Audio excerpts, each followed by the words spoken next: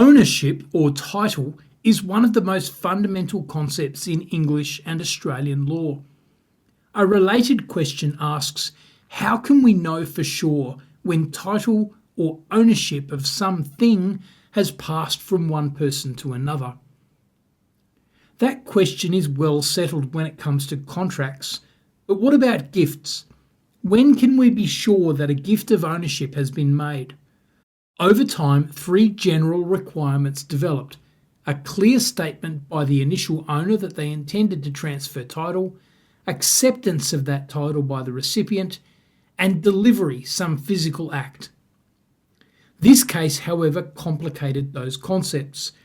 The story starts with a gentleman named Benzon and a jockey named Moore. Moore rode Benzon's horse Kilworth in a steeplechase. The horse lost, but Benzon afterwards stated that he gifted a quarter share in the horse to Moore, and Moore accepted that gift. Benzon was heavily indebted to Cochrane, and he couldn't pay those debts. As a result, he ended up giving a bunch of his stuff to Cochrane under a bill of sale to be sold. That included the horse Kilworth. However, Benzon told Cochrane that Moore was a quarter owner of the horse, and Cochrane said that would be all right. It wasn't all right, and the two ended up in a legal battle over ownership of the horse.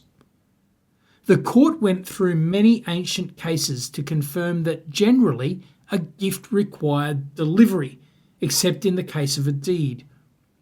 In this case, there was no deed and there was no delivery, because you can't deliver a quarter part of a horse.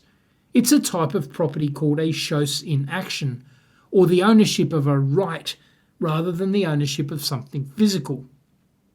The court, however, protected the gift by way of equity, stating, in our judgment, what took place between Benzon and Cochrane before Benzon executed the bill of sale to Cochrane constituted the latter a trustee for Moore of 1/4 of the horse Kilworth.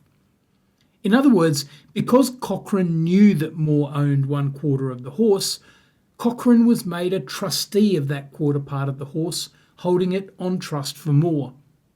From this case, we learn that the gift of a chose in action may be protected in equity even when there is no deed and no delivery.